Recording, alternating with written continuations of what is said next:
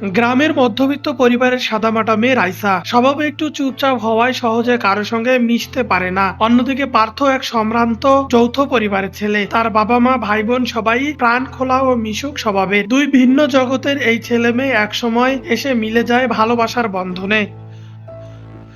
ধর্ষণের প্রতিশোধকে কেন্দ্র করে নির্মিত নাটক জখম মুক্তির পর থেকে ইউটিউবে বেশ সাড়া ফেলেছে। এখন পর্যন্ত নাটকটি 15 মিলিয়নেরও বেশি দর্শক দেখেছে। সামাজিক যোগাযোগ মাধ্যমে দর্শকদের ইতিবাচক প্রতিক্রিয়া ভরে উঠেছে চারপাশ।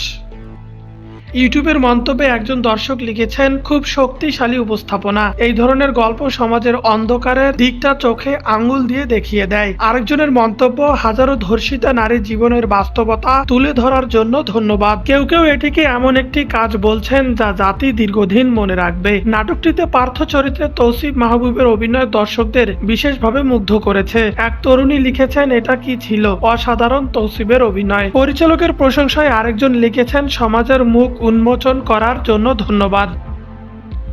ইমরাউল রাফাদের পরিচালনায় জখম নাটকে রাইসা চরিত্রে অভিনয় করেছেন তানজিম সাইয়ারা তটিনী এবং পার্থ চরিত্রে তৌসিফ মাহবুব। পরিচালকের ভাষায় এটি মূলত প্রতিশোধের গল্প। ধর্ষণের শিকার নারীদের সমাজ কিভাবে দেখে এবং অন্যায়ের বিরুদ্ধে প্রতিবাদ ও প্রতিশোধ, এই বিষয়গুলো তুলে ধরার চেষ্টা করেছি। 15 মিলিয়নেরও বেশি দর্শক নাটকটি দেখেছে, যা প্রমাণ করে দর্শকরা এটি গ্রহণ করেছে।